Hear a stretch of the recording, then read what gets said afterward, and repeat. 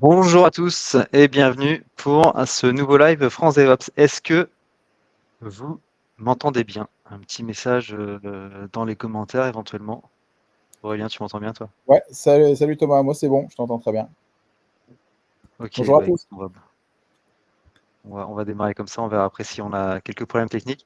Donc aujourd'hui, on accueille Aurélien, qui est cofondateur et CEO, hein, c'est bien ça si je ne me trompe pas, chez R2DevOps, et qui va nous parler d'open source, de chaîne CI/CD.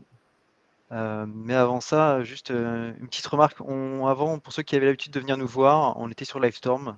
Aujourd'hui, on a basculé, notre techno sur StreamYard, donc s'il y a des problèmes techniques, n'hésitez pas à nous en parler. C'est un peu le baptême du feu, pour nous aujourd'hui.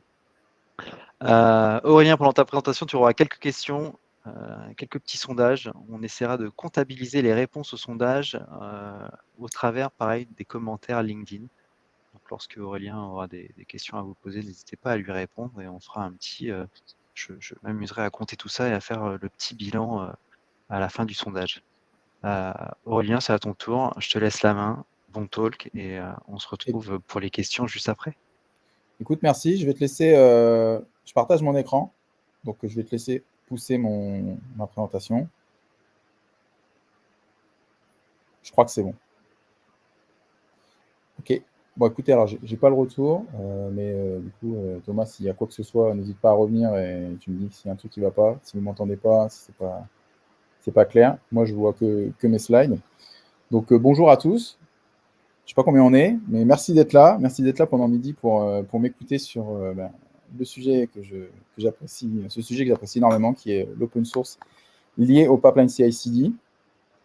Et donc, on va pas faire de live coding, on va explorer des pistes de solutions qui touchent l'open source et la CI/CD pour venir améliorer notre quotidien. Donc, tout ça, je vais vous partager ce que j'ai pu voir et comment ensemble on peut essayer de changer les choses. Avant ça, je me présente très rapidement. Euh, je suis Aurélien Cogé. Comme Thomas l'a indiqué, je suis le CEO d'une startup qui s'appelle R2DevOps, qui est à Montpellier. J'ai un parcours technique assez général. Je ne suis pas expert en quoi que ce soit, mais je suis passionné par tous ces sujets IT. J'aime beaucoup voyager. J'ai eu l'occasion de voyager pendant mes études. Je pense que c'est de là que ça démarre, cette passion. Je viens de Picardie. Je suis passé au Brésil. Je suis passé ensuite à Paris, au ministère de la Défense, dans une entreprise publique. J'ai rejoint après Nantes et Soprasteria, dans une entreprise privée. Donc, avec pas les mêmes enjeux, mais toujours avec des côtés de sécurité importants. Ensuite, j'ai rejoint une startup qui travaille sur la blockchain à Montpellier, où j'ai rencontré mon associé aujourd'hui, qui est Thomas Bonny. Et aujourd'hui, je suis le CEO d'une startup qui s'appelle R2DevOps. Bon. Mes passions, les voyages, tout ce qui touche à la nature, et évidemment l'IT. Alors, ce que je veux professionnellement, pour que ceux qui me découvrent sachent pourquoi j'existe et pourquoi je me lève tous les matins, ce que j'aimerais laisser comme trace, en tout cas de mon passage, c'est d'avoir contribué à améliorer la vie des développeurs, à leur simplifier la vie dans un domaine bien précis qui est la CI/CD, et également d'apporter un peu plus de confiance et de rassurer nos directions quant à la sécurité et à la conformité de leur delivery. Donc aujourd'hui, je fais ça de deux manières différentes. J'aide les entreprises, les équipes qui croient à la standardisation de leur CI/CD pour leur équipe et leur entreprise. Et je donne également des moyens aux directions de voir ce qui se passe, de voir plus particulièrement comment sont composés leurs pipelines CI/CD. Parce que pour moi, si on veut commencer à améliorer quelque chose, il faut commencer par pouvoir le mesurer et en tirer des conclusions qui nous permettent d'avancer. Donc ça, c'est ces missions qu'on pousse avec R2DevOps. Alors, je ne fais pas ça tout seul. Je fais ça avec une équipe. On est une équipe de 4, mais on a aussi des ambassadeurs que je salue s'ils sont là, qui poussent cette vision de la standardisation et qui sont aussi convaincus qu'on doit maintenant travailler dans des supply chains, des pipelines CI/CD qui sont sécurisés et un peu plus normalisés. Donc merci à eux et merci d'être là, et on a encore du boulot. Maintenant, revenons à ce talk. D'où ça vient, l'origine de ce talk que je donne depuis quelques mois. Eh bien, sur le chemin, alors ça vient d'une expérience professionnelle, hein, c'est pas une idée qui me vient comme ça parce que je trouve que il y a des bons mots-clés. Mais c'est sur le chemin de l'aventure de notre startup, on a découvert, que cette philosophie open source, eh bien, pourrait, vraiment nous aider à atteindre cet objectif de standardisation et c'est de ça dont on va parler, aujourd'hui. Dans cette présentation, je vais aussi parfois parler d'inner source, donc on va faire simple, je ne vais pas rentrer dans des définitions, d'inner source, mais pour faire simple, ici, on va dire que l'inner source, c'est l'open source appliqué à l'échelle de l'entreprise. On partage les mêmes valeurs. En application, ça peut être un peu plus compliqué que ça, mais pour la présentation, ça suffit si on retient ça. Donc ce que je veux vous partager aujourd'hui, c'est, pourquoi je pense que, l'open source et l'inner source peut nous aider et qu'il y a quelque chose à faire, avec ces philosophies pour éviter, le chaos que je constate dans les pipelines CI/CD. Donc je ne vais pas vous dire, le but du talk, c'est pas de vous dire, ça c'est bien, ça c'est pas bien, ce que vous faites, faut le faire autrement. Mais c'est plutôt d'essayer d'allumer quelques lumières pour que la prochaine fois que vous allez travailler sur un pipeline CI/CD ou qu'on vous parle de pipeline CI/CD, si vous êtes convaincu qu'il y a des choses à changer, bah, que vous puissiez envisager l'open source ou l'inner source comme une nouvelle approche pour 2 objectifs bien précis. Premier objectif, venir améliorer la développeur expérience, de nos équipes et de nos développeurs ou des ops qui vont, toucher de près ou de loin les pipelines CI/CD. Et le deuxième objectif, c'est de pouvoir, anticiper, éviter le chaos qui se dessine dans nos pipelines CI/CD. Avant de rentrer dans le pipeline CI/CD, j'aimerais vous partager un terme qu'on revoit de plus en plus, qui peut être un peu obscur. J'aime bien lui donner une définition assez simple. Je vais en reparler pendant la présentation, mais c'est le terme de supply chain. On parle de software supply chain. J'aimerais qu'on rende, ce terme à l'industrie. C'est quelque chose qu'on a encore volé à l'industrie. Donc je fais un parallèle avec cette industrie qui produit, des pâtes dans notre cas. En soi, le produit qui sort de l'atelier de fabrication, il n'est pas tout de suite exploitable. Cette pâte là qu'on voit sur l'illustration, on ne peut pas la consommer tout de suite. Elle va devoir passer par un certain nombre d'étapes afin d'être livrée en production de manière conforme dans, nos magasins préférés. Ces étapes, donc ici, ça va être du contrôle qualité, du conditionnement, du transport, c'est la supply chain de cette entreprise. Eh bien, dans le software, on n'a pas fait plus compliqué. On appelle, ce qu'on appelle la software supply chain, moi je lui donne une définition très simple, c'est l'ensemble des étapes qui vont permettre à votre code, qu'on peut, assimiler à la pâte qui sort du four, d'être livré de manière conforme en en toute sécurité pour, que vos clients, ils la consomment en toute confiance. Parce qu'en soi, le code qui va être produit par vos équipes de dev, tout de suite, il n'est pas exploitable en production. Il va passer par ces étapes que vous connaissez très certainement, qui se ressemblent plus ou moins, en tout cas sur les noms des étapes. Après, ce qu'on met dedans, c'est autre chose, mais ça va nous permettre de livrer, notre produit en production de manière conforme. Ces étapes, pour les automatiser, donc on ne fait plus grand chose à la main, ce qui est très bien, on va venir créer ce qu'on appelle le pipeline CI/CD. Et le pipeline CI/CD, bah, c'est ni plus ni moins que du code qui est aussi créé par, nos équipes de développement. Ici, je fais un raccourci où je dis que ça va être du code YAML. Bien sûr que si vous êtes sur d'autres plateformes, vous pouvez avoir d'autres, syntaxes, mais on va garder les plus populaires tels que GitLab, GitHub. Je vous poserai la question d'ailleurs tout à l'heure, sur quelle plateforme vous faites vos pipelines CI/CD, mais ici, on peut dire qu'en résumé, ça va être du code YAML qui va permettre d'automatiser ces étapes. Maintenant qu'on a dit ça, que j'ai posé le contexte, très rapidement, on va partir en 2025. J'ai eu l'occasion de faire un voyage dans le futur et ce que j'ai envie de faire, c'est de vous partager le constat que j'ai vu, alors sur plein de choses. D'abord sur, j'ai toujours pas mon overboard, donc ça, je suis assez déçu. Je m'attendais beaucoup à pouvoir, surfer, un peu comme je veux, mais alors ça existe, mais c'est pas accessible au grand public. Côté inflation, ce qu'on nous dit, bon, bah, c'est pas vraiment, vrai. Ça ne ralentit pas, donc mettez de l'argent de côté, investissez dans de la matière première ou des startups, par exemple, ça peut aider. Côté IA et robots, on en a de plus en plus, donc ça continue, sa route. Alors, ça a ses bons côtés, je ne vous cache pas, hein, on va faire de moins en moins de tâches pénibles. Par contre, on va avoir de l'automatisation partout, dans la cuisine, la salle de bain, nos toilettes, sur, tout plein d'objets connectés qui vont être beaucoup plus intelligents. On va générer aussi de plus en plus de code, donc ça, c'est bien. Je sais qu'aujourd'hui, on le fait et moi-même, je le fais, avec, ChatGPT, même d'autres, parce que ça aide. Par contre, malheureusement, ces intelligences artificielles ne savent toujours pas maintenir le code qui est généré, donc ça, c'est un autre problème, mais il y a quand même des bons côtés.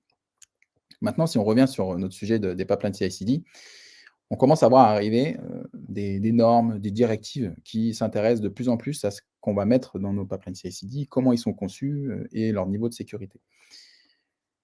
Et on va commencer à regarder ce qu'il y a dans les pipelines CI/CD, à ouvrir le capot de tous nos projets, tous nos pipelines CI/CD. Et c'est là où on va... Croyez-moi que c'est pas très joli. Avant de vous montrer un peu plus en détail ce qu'on va y retrouver et pourquoi je pense qu'il y a quelque chose à faire, j'aimerais, alors là, ça doit être Morgane, si tu peux poser la question. Je ne vais pas pouvoir lire les réponses, mais qui parmi vous est à l'aise ou fait ou a déjà fait des pipelines CI/CD, a déjà codé?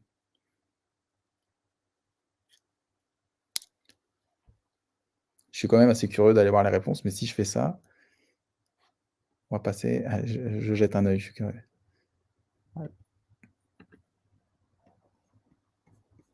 Non, ça va foutre le bazar. Donc je laisse la question ici. Ça m'intéresse, peut-être qu'on débriefera à la fin. Et ensuite, pour ceux qui en ont déjà fait, sur quelle plateforme vous avez généralement l'habitude de faire vos pipelines CI/CD? Alors ici, j'ai listé quelques plateformes, hein, mais après, si vous utilisez d'autres plateformes, ça peut être l'occasion de les mettre en avant et puis pourquoi pas aussi d'en parler parce qu'elles elles proposent un certain avantage.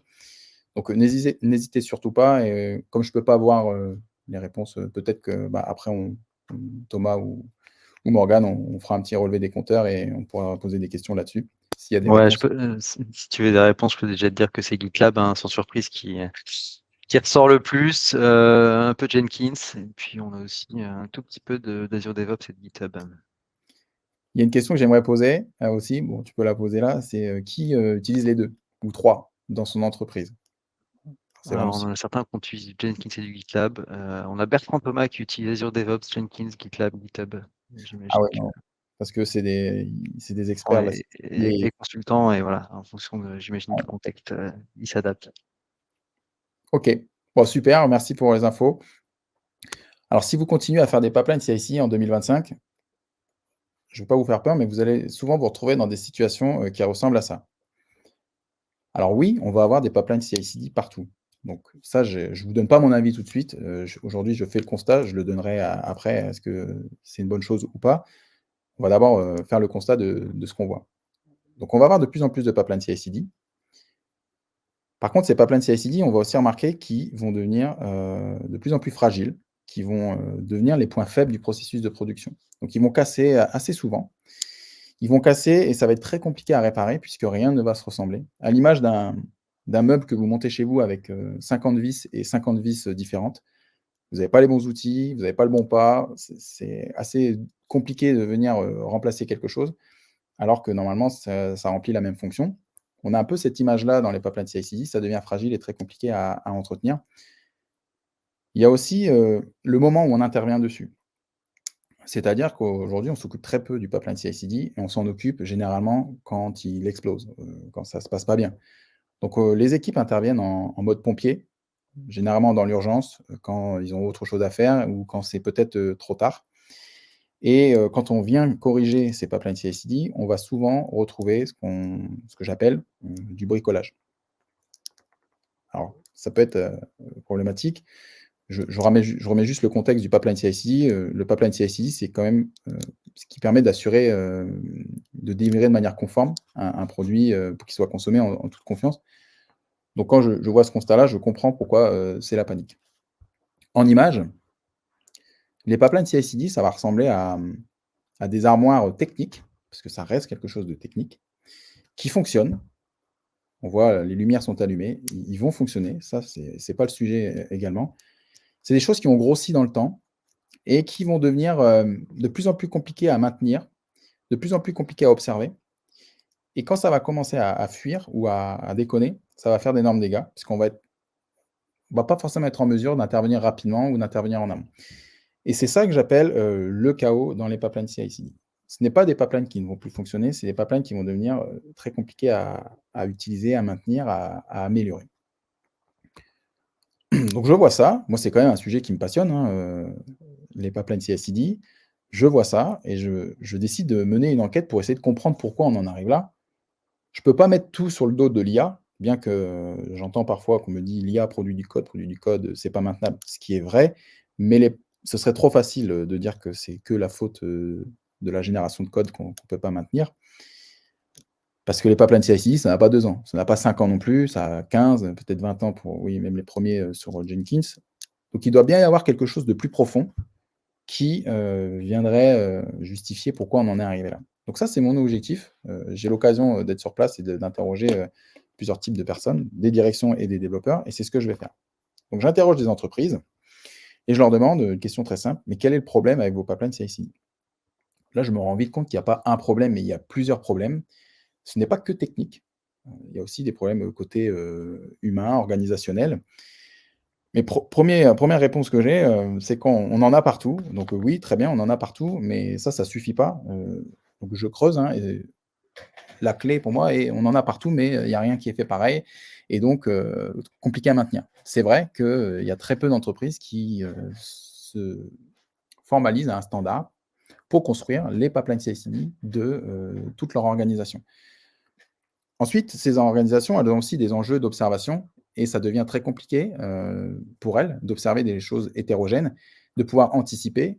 On a des chaînes qui dérivent et qu'on n'arrive pas à constater. Donc ça leur permet pas d'intervenir au bon moment et ça leur demande d'intervenir généralement dans l'urgence. On a aussi un problème plutôt côté, humain où on a des équipes, des experts qui vont mettre en place des pipelines CI/CD et qui vont partir, qui vont aller dans d'autres projets ou qui vont quitter l'entreprise, mais qui vont, laisser, alors c'est pas eux qui laissent, mais c'est la conséquence, ils vont laisser des pipelines CI/CD qui vont être maintenables par, très peu de personnes. Pour plusieurs raisons, on n'a pas l'habitude de le documenter, on n'a pas des principes, qu'on utilise dans le code. Ça va tourner, mais la connaissance repose sur, quelqu'un, qui représente un SPOF et qui n'est plus là. Dès qu'on va toucher ces pipelines CI/CD, on va généralement, à un moment, s'épuiser, s'essouffler et décider de tout refaire. C'est quelque chose qui va coûter très cher et que les entreprises vont maintenant subir, et donc vont même plus, vont toujours, faire en avançant, défaire, refaire, plutôt que d'avoir une vision un peu plus globale, de construire des chaînes conformes qui vont être un patrimoine de l'entreprise. Deuxième partie de l'enquête, je décide d'interroger les développeurs, les ops, et je leur pose 2 questions. Je leur demande: «Comment aujourd'hui vous créez vos pipelines CI/CD?» Là, j'ai plusieurs types de réponses. Première réponse, j'ai des équipes qui vont, faire, ce qu'on appelle du copier-coller, qui vont s'inspirer d'un projet existant, qui vont aller dans leur GitLab ou dans leur GitHub, qui vont aller copier une conf, ou un workflow pour l'appliquer dans leur projet puisque le projet, il ressemble à peu près. Donc ça, c'est bien, on va gagner du temps, mais on va quand même adapter notre configuration, avec des choses spécifiques et on va avoir un pipeline qui va tourner. OK. Encore une fois, je le rappelle là, hein, c'est que tout ça, ça fonctionne, c'est juste qu'après dans la façon de faire, peut-être ça provoque des problèmes. Deuxième type de réponse, j'ai des équipes qui ont la chance d'avoir, ce qu'on appelle des experts. Alors on peut mettre, DevOps entre parenthèses ou des experts CI/CD, des pipeline makers, vous les appelez comme vous voulez, chez vous dans votre entreprise, mais c'est des personnes qu'on appelle, qu'on identifie lorsqu'on a besoin d'aller faire un pipeline. On a tous ça, on a tous connu ça dans une entreprise, pour faire un pipeline CI/CD, j'appelle un tel et c'est cet expert qui va venir mettre ça en place. Donc ça, c'est bien. Moi, en tant que développeur, je ne sais pas trop ce qui se passe, j'ai quelque chose qui marche et la connaissance repose sur des experts. Le problème avec ça, c'est que les experts, ils sont généralement peu nombreux dans une entreprise et plus le nombre de pipelines CI/CD augmente, plus ça peut poser un problème, en tout cas pour ces experts. Troisième type de réponse, j'ai, ce que j'appelle des ninjas. Donc eux, c'est des développeurs qui vont faire, à chaque fois un nouveau pipeline. Ils vont recréer, ce nouveau pipeline, parce que c'est pas très long à faire, parce qu'on pense qu'on va faire, bien mieux que la fois précédente, ce qui est vrai. Là, le problème là-dedans, c'est que ça reste peu visible et on va se retrouver avec, des pipelines CI/CD qui font la même chose, et qui ne sont pas faits pareil. Dernier type de réponse que j'ai eu, heu, ce que j'appelle des super-héros. C'est des équipes, des groupes dans une entreprise qui commencent à se dire: «Est-ce que ça serait, bien, enfin, de commencer à rassembler cette connaissance?» parce qu'on fait tous la même chose et c'est dommage parce que peut-être que, bah, moi, je vais faire un super template ou un super job, si on travaille sur GitLab, mais je ne vais pas le rendre visible à l'échelle de mon organisation. Donc ça, c'est super intéressant. J'aime beaucoup cette approche et d'ailleurs, donc bah, Morgane ou Thomas, je vous invite à poser la question ici, est-ce qu'il y a des super héros qui travaillent avec des templates, peu importe la plateforme de CI, hein, mais qui sont dans cette démarche, soit inner source ou open source, d'usage de templates pour créer leur pipeline CI/CD? Donc je laisse poser la question. pourra me donner, le débrief juste après. Je veux juste rappeler qu'ici, il y a pas de jugement sur, c'est bien, c'est pas bien. En fonction du contexte, ça peut être beaucoup plus simple de venir faire un copier-coller. Je viens lister, ce que je vois, ce que j'ai vu, ce qui se passe. Après, bien sûr que j'ai une préférence, parce que derrière, ça permet, d'atteindre des enjeux de maintenabilité, de sécurisation des supply chains. Mais tout ça, c'est des choses qui vont fonctionner. Vos pipelines, ils vont tourner, mais il y a plusieurs façons de les coder. Deuxième question que j'ai posée, c'est maintenant que vous avez créé vos pipelines CI/CD, comment vous les maintenez? Alors la première réponse que j'ai eue: «Aurélien, j'ai pas le temps». Bon, là, je me dis que, en fait, ma question, elle dérange, donc c'est la réponse, facile, mais c'est quand même une réponse. Elle est intéressante et il faut la coupler avec, la réponse numéro 2 que j'ai eue, qui est, «On ne me le demande pas». Et là, j'ai trouvé ça assez intéressant et j'ai décidé d'en savoir un peu plus, donc et pourquoi on me le demande pas? Et on arrive plutôt sur un problème organisationnel que j'ai vécu, hein, dans des entreprises, dans des ESN, qui est que le pipeline CI/CD, c'est rarement, quelque chose qu'on va venir, chiffrer. C'est quelque chose qu'on va mettre, alors peu importe si vous avez déjà fait des chiffrages ou autre, ou si vous faites du dev ou quoi que ce soit, on va vous demander, ça peut vous arriver qu'on vous demande des chiffrages et vous allez dans vos actions devoir faire des pipelines CI/CD. Il faut le mettre, parce que si on ne le met pas, après c'est compliqué à valoriser. Aujourd'hui, c'est souvent planqué dans des charges, d'indus, donc c'est bien, hein, mais c'est pas valorisé, alors que ça reste du code. Et la problématique avec ça, c'est que le jour où le développeur, il arrive, il se dit: «Il faut qu'on vienne mettre à jour nos pipelines CI/CD», pour X raisons, parce qu'on a du retard dans les librairies, parce qu'il y a une CVE, parce qu'il y a quoi que ce soit. Eh bien, la direction, elle a beaucoup de difficultés. Alors si ça représente quelques minutes, très bien, généralement, c'est un peu plus que ça, hein. Il y a des tests, c'est assez impactant. Mais on a beaucoup de mal à venir, imputer, comme on dit, sur, quel projet, prend cette charge. Donc ce n'est pas fait et je pense que là, il y a quand quelque chose à creuser, pas technique, mais, plutôt sur un point de départ de comment on considère le pipeline CI/CD dans notre cycle de développement? Est-ce que c'est un must have, un nice to have ou juste un gadget? Pour moi, c'est vraiment quelque chose, d'important, d'obligatoire, donc il faudrait le mentionner pour pouvoir mieux le valoriser et pour pouvoir lui permettre d'être maintenu. Troisième type de réponse, ça marche, on ne touche plus au code. Alors oui, ça marche, c'est vrai, hein, je suis totalement OK avec ça, qu'on ne touche plus au code, je le suis moins, parce que vous allez toucher au code quand ce sera pas le bon moment, quand ça va exploser, ou quand il sera trop tard, quand vous aurez autre chose à faire. Mais il y a un moment, on va toucher au code parce que ce code, il va falloir, le maintenir. Surtout, avec ce qui arrive et ce qu'on nous demande sur tout ce qui est la compliance et la sécurisation de nos pipelines CI/CD. 4e type de réponse, c'est du code hétérogène, c'est pas documenté. Alors si vous documentez, le code de vos pipelines CI/CD, bravo. C'est des choses qu'on voit trop peu et qui, donnent pas forcément envie, aux équipes de venir, mettre les mains dedans. Encore pire si c'est hétérogène. Donc il y a plusieurs raisons, j'ai quand même assez d'infos, quand j'ai interrogé, les directions et les équipes, de dev et je me fais mon constat, un constat global, hein, que je fais assez rapidement ici. Bien sûr, on va avoir de plus en plus de pipelines. Donc ça, on peut pas le nier. Maintenant, je peux dire si c'est bien ou c'est pas bien. Alors d'un côté, c'est bien parce qu'on vient automatiser des tâches qu'on n'a pas envie de faire manuellement. Aujourd'hui, on n'a pas envie d'aller dans un projet où on nous demande de faire, des déploiements à la main, enfin, pour l'avoir fait, des opérations manuelles chronophages à risque. On a plus envie de ça et c'est très bien. Par contre, là où ça peut être problématique, c'est qu'on a parfois des entreprises ou des équipes qui vont, se féliciter d'avoir lancé des milliers de pipelines, ne sachant pas vraiment ce qu'il y a dedans. Donc là, on est plus sur un enjeu de qualité, que de quantité. C'est bien si on en maîtrise, la qualité. Après, si on met des pipelines partout, et qu'on ne sait pas trop les maîtriser, je suis assez mitigé, sur le bénéfice à long terme. Deuxième constat, c'est que ça va devenir vital. En effet, si vous voulez être, compétitif, si vous voulez automatiser des tâches, vous voulez ajouter de la qualité, du contrôle qualité, vous allez forcément passer par des pipelines CI/CD. Ça a plein de vertus, c'est génial. Donc c'est quelque chose qu'on va avoir, de plus en plus dans nos projets. Par contre, c'est aussi quelque chose qui va rester de l'ordre du bricolage.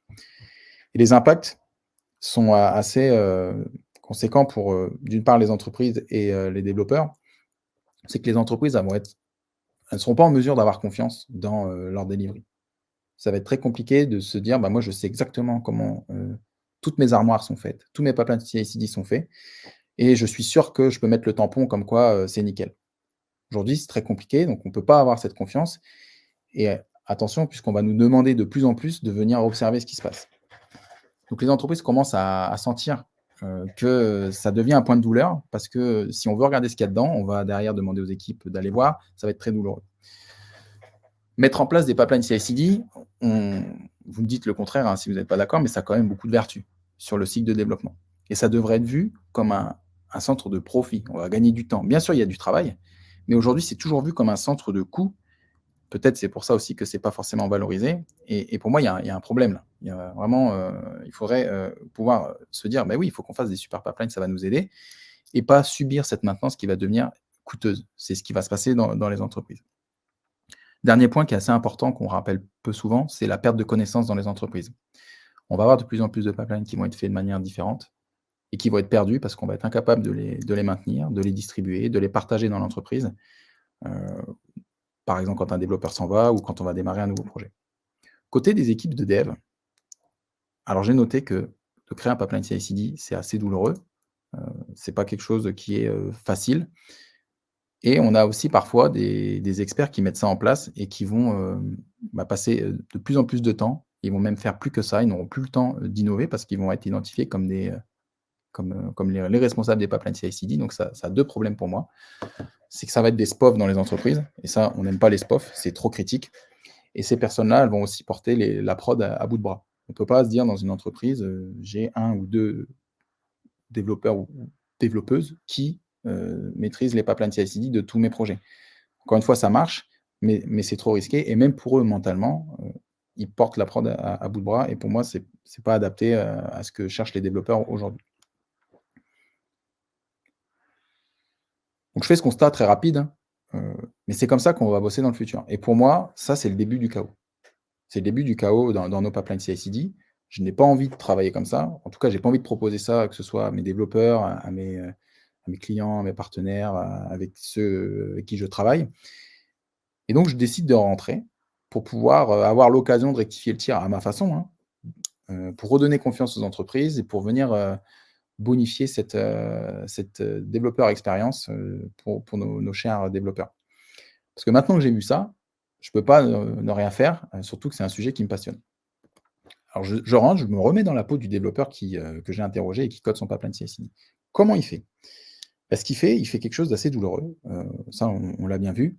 À part pour ceux qui ont des experts qui se reposent sur eux et qui ont aussi des templates. Quand vous avez les deux, c'est très bien. Mais généralement, pour le reste, c'est pas une mince affaire de venir coder son pipeline CI/CD. On va venir chercher dans des projets, on va copier une conf, on va l'adapter, on va la tester, on va réécrire from scratch. Bon, c'est pas des expériences qu'on aime en tant que développeur. Et une fois que j'ai codé ce pipeline CI/CD, comme c'est du code, je vais devoir faire en sorte de le maintenir. Mais on a bien vu que là, c'est très compliqué parce que c'est pas juste d'avoir envie de le maintenir qui suffit. Il faut que ce soit poussé aussi par tout le monde, les directions, l'ensemble de l'équipe, pour avoir du code, par exemple, qui soit plus homogène et qu'on puisse plus facilement le maintenir. Mais aujourd'hui, ce n'est pas le cas. Donc, quand on intervient, c'est dans l'urgence en mode pompier. Pour l'observation, étant donné que je ne suis pas en mesure de le maintenir, ou en tout cas que j'interviens quand c'est trop tard, j'ai de gros doutes sur le fait qu'on observe le code de nos pipelines CI/CD. En mettant à la place du dev qui va coder son pipeline CI/CD, en tout cas par rapport à ce que j'ai entendu, je me rends compte que leur développeur expérience, quand je travaille sur des pipelines CI/CD, elle n'est pas forcément optimale. Donc, je m'interroge et je me demande si cette façon de faire, cette développeur expérience, elle ne serait pas à l'origine du chaos qui se dessine dans nos pipelines. C'est une piste sur laquelle je cherche des indices et je me replonge, j'essaie de me souvenir quand j'étais dans le futur. Ce que j'ai vu, donc bien sûr, j'ai vu des choses étonnantes dans les entreprises et les équipes de dev. Par contre, il y a aussi des choses que je n'ai pas vues, ou en tout cas qui ne m'ont pas choqué. À aucun moment, j'ai vu un dev Python, JavaScript, faire face à ce même problème pour coder, maintenir et observer son code applicatif. Le pipeline CI/CD étant du code, je l'ai dit, je crois même plusieurs fois, je me demande si on n'a pas quelque chose à tirer de cette expérience qu'on a dans le code applicatif pour l'appliquer à notre code de pipeline CI/CD. Pour trouver des réponses, je décide encore une fois de me mettre dans la peau, pas d'un dev qui va coder son pipeline CI/CD, mais plutôt de quelqu'un qui va coder, une application. Donc ça, je peux le faire assez facilement parce que je le fais de temps en temps. Et donc mon réflexe, c'est pour venir, créer quelque chose, qui, je pense, existe déjà, c'est pas de le recoder, c'est pas d'aller copier-coller, mais c'est d'aller chercher dans une source de confiance, que ce soit un package manager, un framework, un dossier, un registre interne, afin d'éviter de fouiller partout pour trouver, ma librairie. J'ai plus besoin d'être un expert ou, d'être l'auteur de la librairie pour pouvoir la comprendre, pour pouvoir l'utiliser et l'appliquer dans mon projet. Typiquement, quand je fais du Python, j'ai pas besoin de savoir comment, fonctionne toute la librairie, enfin le package request pour pouvoir l'appliquer et m'en servir dans mon projet. Maintenant, pour maintenir ce code et le mettre à jour, bah, je suis en capacité de le faire beaucoup plus simplement. Pas seulement que moi, mais aussi mes collaborateurs, puisque on a des principes de documentation et de versionning qui nous permettent de faire ça assez simplement.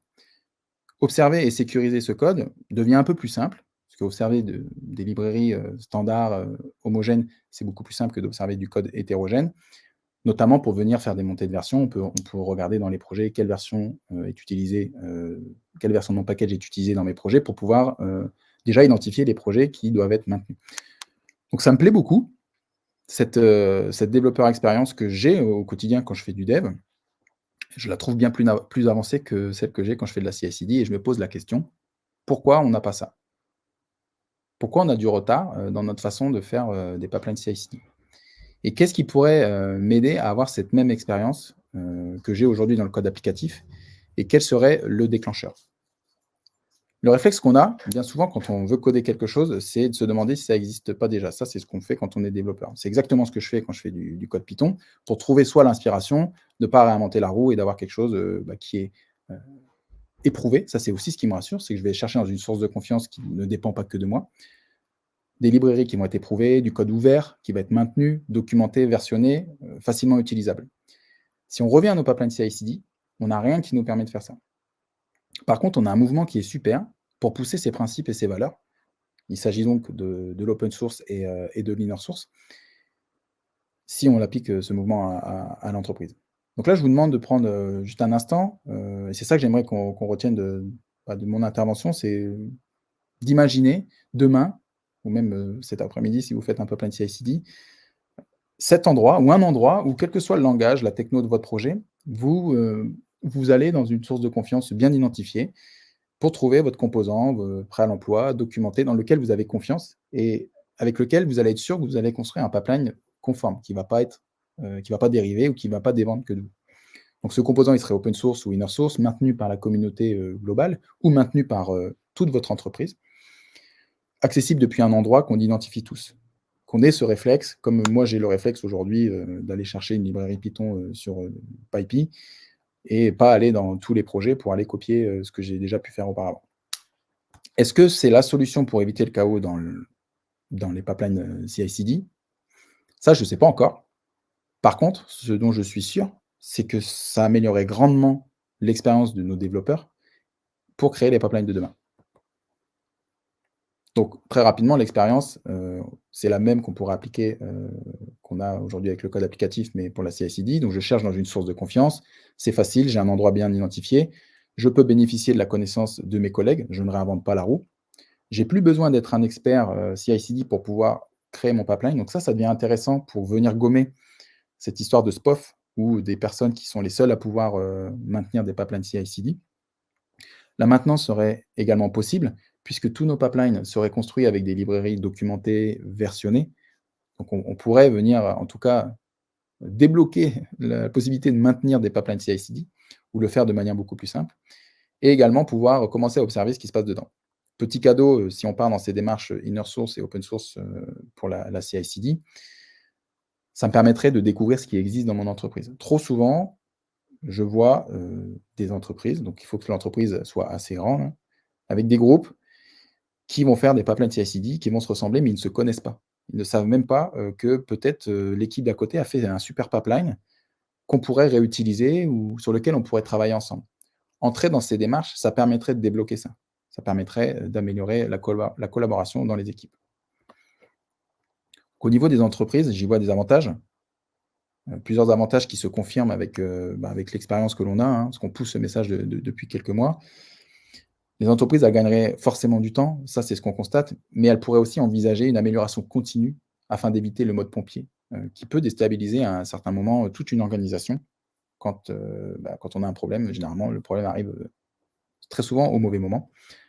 Elles pourraient reprendre confiance dans, comment sont composés leurs pipelines CI/CD avec, en étant rassurées et en étant, sûres que les équipes disposent d'éléments, standards pour créer des pipelines CI/CD. Si demain il manque un composant, on va venir alimenter notre, base de données, notre catalogue, vous l'appelez comme vous voulez, votre registry de composants d'entreprise, et ça va permettre aux entreprises de direction de pouvoir soit faire des audits beaucoup plus simples, mais en tout cas d'être rassurées sur le fait qu'elle a donné des moyens à ses équipes de construire des pipelines CI/CD qui vont pouvoir être maintenus. Au niveau des devs, j'observe également plusieurs bénéfices suite à ce changement.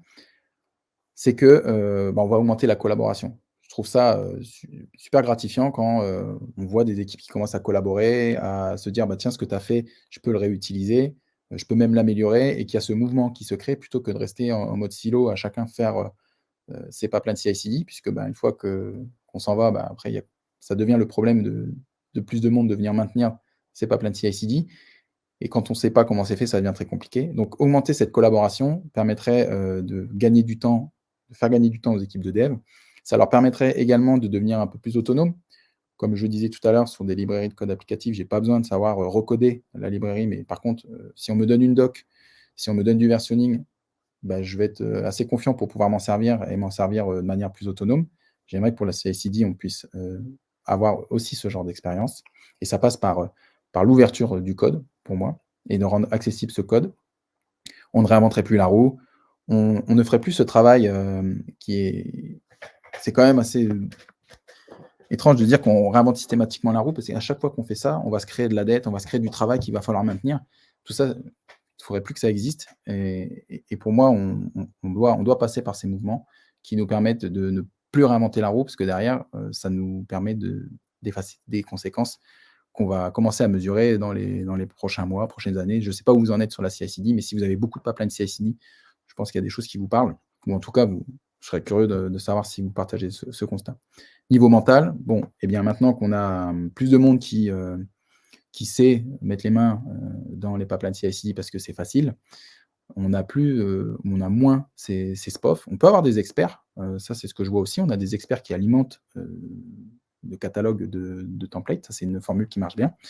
Mais ils les alimentent d'une manière, standard et conforme pour que, derrière, un développeur, qui n'est pas forcément expert puisse venir, mettre à jour son pipeline, de manière un peu plus autonome. Donc niveau mental, ça permet aussi de diffuser, la charge à plus de monde. Donc qu'est-ce qui existe aujourd'hui comme initiatives qui sont poussées par, ce principe, d'open source? On a, les plateformes qui poussent ce qu'on appelle des marketplaces. Donc j'ai pas le résultat du sondage, mais si vous avez déjà fait des pipelines sur GitHub, je pense que vous connaissez la GitHub Marketplace. On va aller faire un tour très rapidement après, pour aller voir, visuellement à quoi ça ressemble. On a Jenkins aussi qui propose une liste de plugins, à appliquer dans ses pipelines CI/CD. On a GitLab qui lance, un catalogue de composants CI/CD, pour les mêmes raisons que GitHub, d'avoir un espace où on trouve, des templates utilisables pour créer son pipeline. On a To Be Continuous qui est une initiative qui vient, de développeurs, d'Orange, il me semble, qui ont créé des pipelines, complets et qui sont open source. Donc voilà, si vous avez des technos bien identifiés, vous pouvez, aller chercher, ce pipeline, open, et l'appliquer dans votre projet pour avoir un pipeline complet prêt à l'emploi, ou vous en inspirer. Et vous avez R2DevOps qu'on a lancé suite à ce constat, parce que il nous manquait cet espace. Il n'y avait pas de GitLab, catalogue, quand on a fait ce constat, et on a décidé de combler un trou, de faire quelque chose en tout cas pour, rassembler les développeurs, trouver de l'information, trouver de l'inspiration, trouver des connaissances. On a un autre, paradigme, si je peux dire, ou une façon de faire qui est un nouveau moteur, de CI qui s'appelle, Dagger, qui vous permet de venir créer vos pipelines CI/CD avec du code, applicatif. Donc vous choisissez le langage. Donc, ça a l'avantage, on ne va pas lister tous les avantages, mais ça a quand même l'avantage, pour moi, rapidement, d'avoir par défaut ces principes de versionning et de documentation pour créer ces pipelines CI/CD. Donc là, ce que je vous propose, c'est d'aller rapidement voir à quoi ça ressemble quelques plateformes. On ne va pas toutes les faire.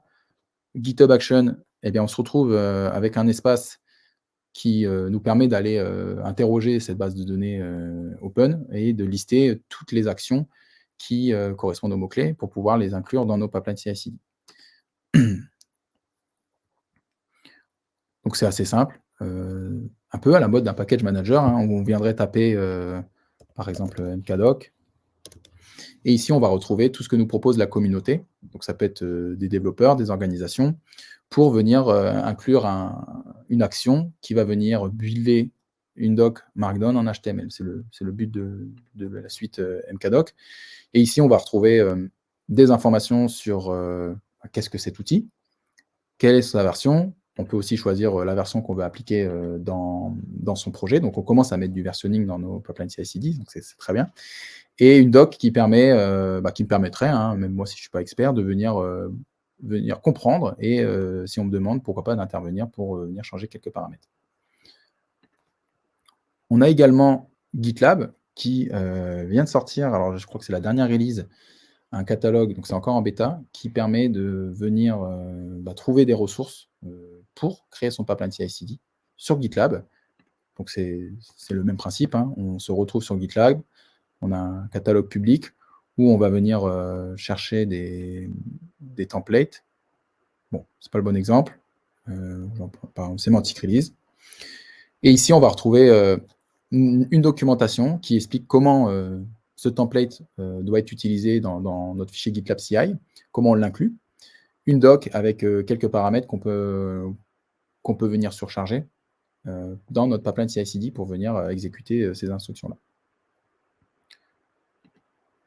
Je ne peux pas ne pas vous parler de R2DevOps, puisque c'est ce qui nous a animé, ce qui nous anime toujours depuis 2020-2021, et qui propose donc une marketplace de templates CI/CD, où vous allez retrouver une expérience similaire, encore une fois, on se rapproche de ce qu'on voit au niveau des devs sur les package managers, où on va retrouver une expérience où on va taper ce qu'on cherche. Donc je reprends l'exemple de mkdoc.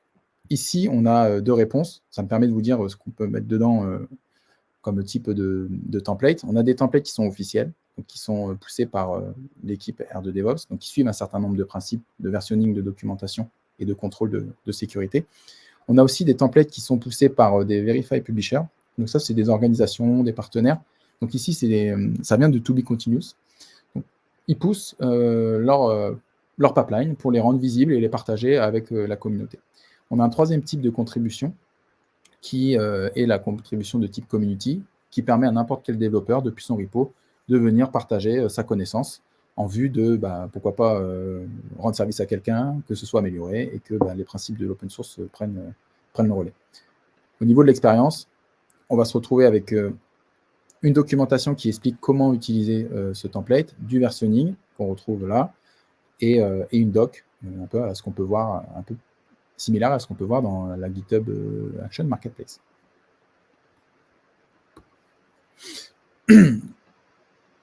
Donc je trouve ça super. Je vois qu'on commence à y avoir des solutions qui vont dans ce sens.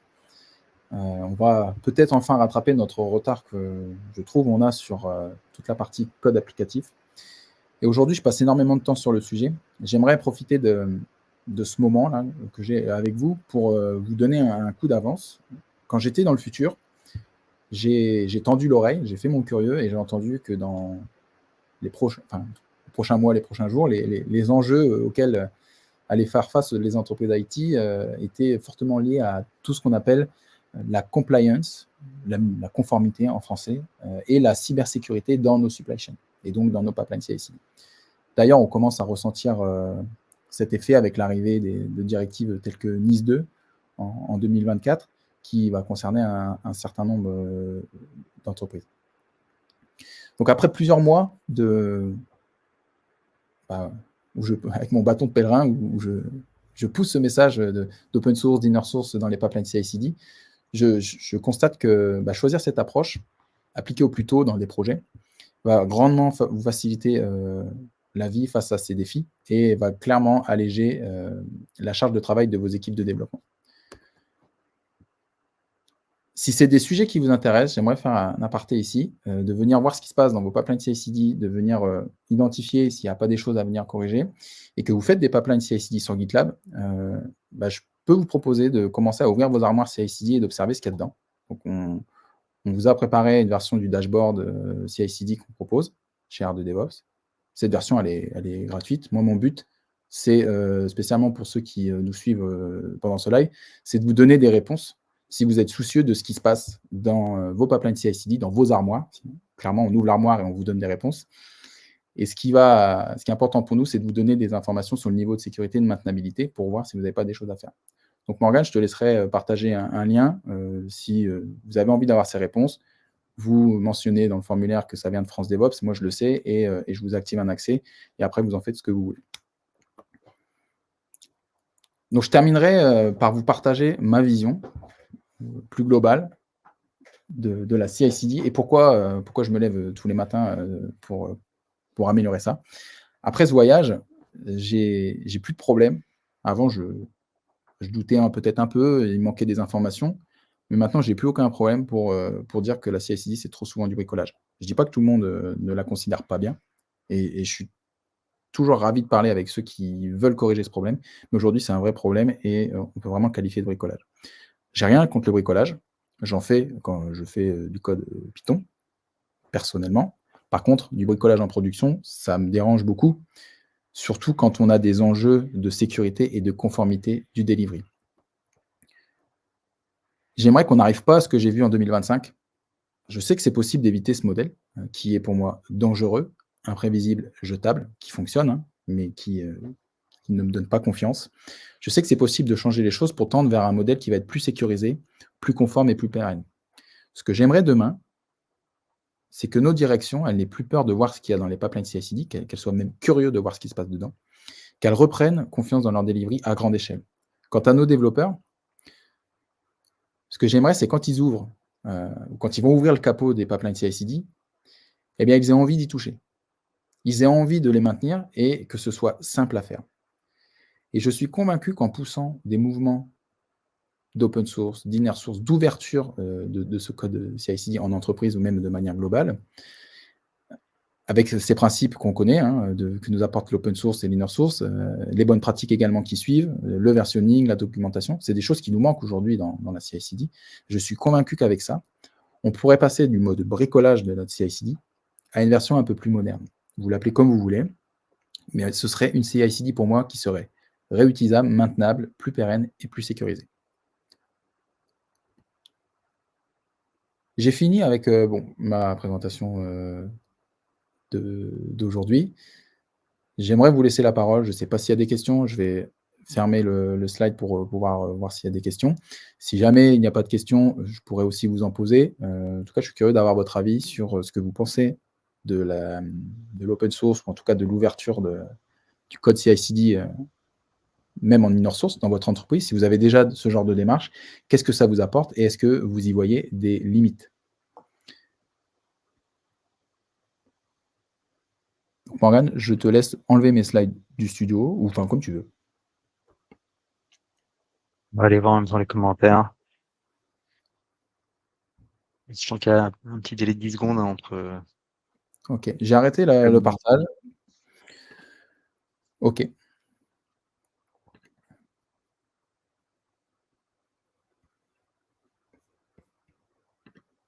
Bon, déjà, niveau timing, est-ce qu'on est bon? On est, ouais, midi 52. 52, on est parfait. Ok.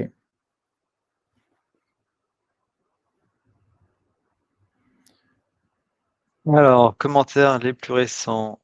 Super idée, bravo. Est-ce qu'on a des questions qui arrivent? Je n'ai pas l'impression. On peut attendre encore 2 minutes. Après, alors je ne sais pas s'il y a des personnes qui ont fait des démarches de template. Ça peut être intéressant. Ceux qui ont des templates, comment se passe l'expérience? Est-ce qu'ils arrivent à ils arrivent à pousser ça à l'échelle de leur entreprise? Est-ce qu'ils restent les seuls template makers et utilisateurs, ou est-ce que le fait d'avoir des templates et de commencer cette démarche, donc inner source dans ce cas-là, hein, va permettre d'ouvrir l'expérience CI/CD à plus de monde, ou est-ce que c'est pas du tout le constat? Pour être sur le terrain, je vois de plus en plus d'initiatives qui vont dans ce sens, comme je vous l'ai dit, hein, que j'apprécie énormément. Après, c'est pas toujours simple. Il y a beaucoup d'initiatives inner source qui démarrent et qui ne prennent pas, pour plusieurs raisons. Encore une fois, il faut que ce soit compris par la direction. Il faut passer du temps pour aller voir les projets, les équipes et leur dire maintenant, on ne va plus faire comme ça, mais on va utiliser des templates parce que ça va rendre nos chaînes plus maintenables. Donc, c'est pas juste en ayant cette idée que ça va marcher. Et je serais curieux de savoir s'il y a déjà des personnes qui ont lancé ces initiatives et d'avoir leur ressenti. Bon, ça peut être là, hein, ou ça peut être plus tard. Hein. Tout dépend s'il y a des questions ou pas. On a quelques questions qui viennent d'arriver. Est-ce que tu les vois, Aurélien? Alors, je vois une question de Léo qui vient d'arriver. Parler de standardisation des pipelines CI/CD. Comment adresser la standardisation des socles de développement? Si j'ai mis son fin. Ouais. Ouais. Donc là, c'est sur le socle, ça va concerner un domaine beaucoup plus grand, qui va peut-être être toute l'infrastructure, la stack technique, le code. Aujourd'hui, moi, je suis très niche. Ça m'intéresse beaucoup le code. Hein. Le code, l'infra, tous ces sujets techniques. Je suis beaucoup moins prononcé dessus parce que je baigne dans la CI/CD depuis un moment. Tu as raison, je pense que c'est fortement lié. Je pense que c'est important du coup de voir tous ces sujets d'un niveau global.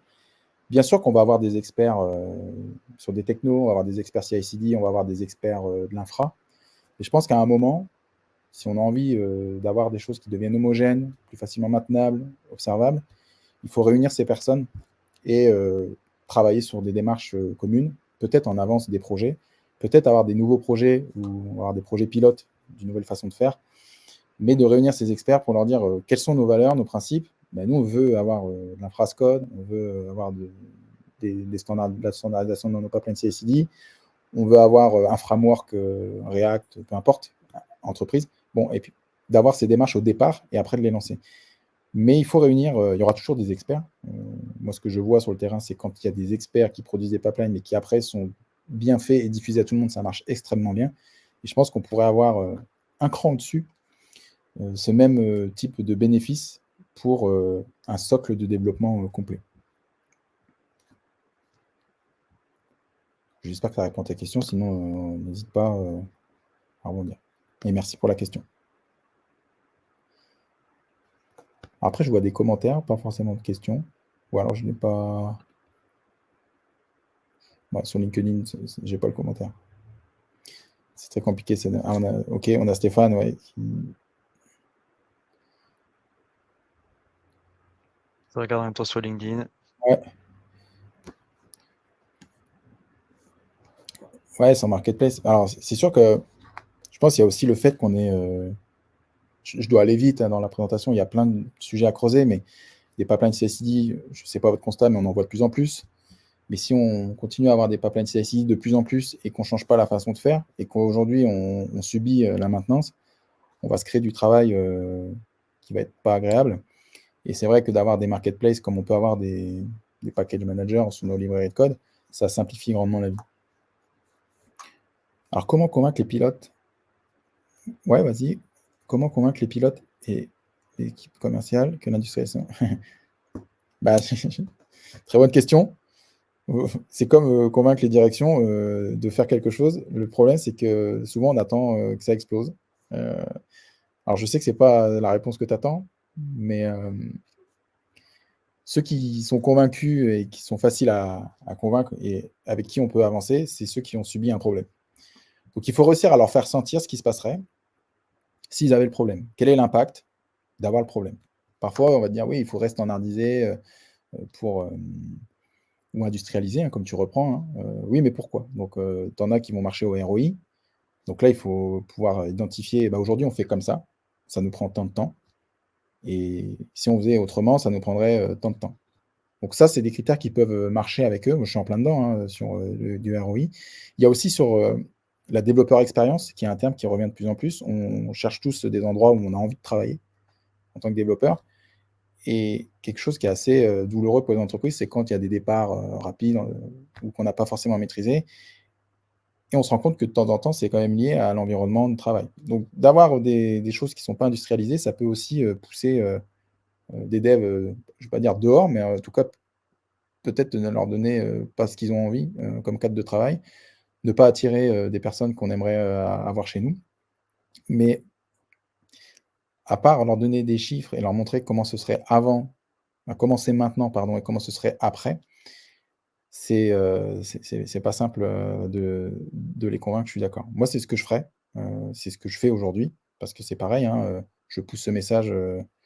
R2 DevOps, c'est une version entreprise, donc je suis en plein dedans, et je dois pousser ce genre de message. C'est comment vous faites aujourd'hui et comment vous allez faire demain, notamment pour faire des audits de vos pipelines CI/CD.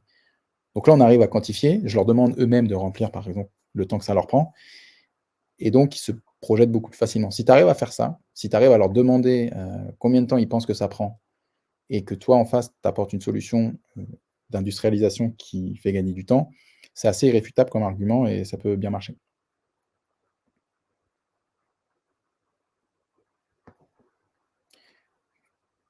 Il y a Un pas mal. commentaire sur LinkedIn qui ne remonte pas sur StreamYard. Petite piste pour que ça prenne davantage, proposer des intégrations orientées sécurité, exemple scan avec SonarCube. Cela peut être un argument aujourd'hui en entreprise.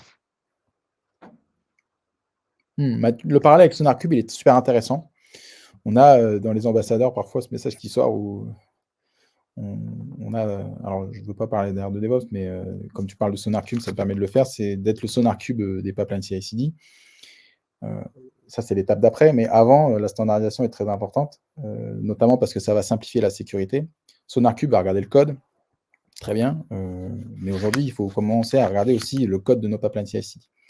Et le SonarCube, c'est un très bon parallèle, mais qui est lié au code applicatif, qui propose également de la remédiation. Mais cet axe sécurité, c'est un super levier. Je suis d'accord, je ne sais pas qui a posé la question, mais c'est un super levier pour venir faire prendre conscience qu'il y a des choses à faire. Parce qu'encore une fois, tous vos pipelines CI/CD que vous avez, ils fonctionnent. Et c'est très compliqué de faire changer les choses à des directions, à des équipes, quand il y a quelque chose qui fonctionne. Donc, il faut trouver d'autres leviers. On a l'actualité qui pousse aussi dans ce sens, hein, des directives, des supply chain attaques qu'on n'a pas envie de voir chez nous. Mais il faut agir avant, pour reprendre le premier commentaire, il ne faut pas agir une fois qu'on l'a subi. Ce qui serait bien, c'est d'agir avant.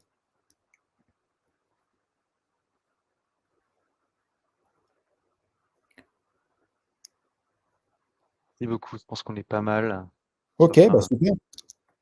dernier petit tour, mais en tout cas, Bah écoutez, merci de m'avoir invité, de m'avoir donné la parole et de pousser le message de mon existence dans le monde du dev. Il y a énormément de choses à faire. Ceux qui sont emballés par le mouvement, n'hésitez pas à me partager vos expériences. Ça m'intéresse énormément de savoir si vous mettez en place des choses, si vous constatez les mêmes choses que nous, si vous avez et si vous avez essayé des choses et que ça n'a pas fonctionné. Tout ça, ça m'intéresse parce nous, on y passe tout notre temps. Je sais que la plupart des équipes et des devs ont bien d'autres choses à faire.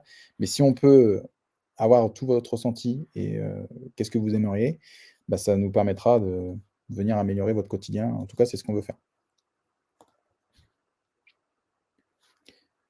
Aurélien, merci beaucoup. Merci Présentation très Thomas. claire. C'était top. Merci Morgane. Bah ouais, j'ai passé un bon moment. Maintenant, on va passer à table. Je vous souhaite bon appétit et puis à bientôt. Merci encore. À bientôt. Au Salut. revoir.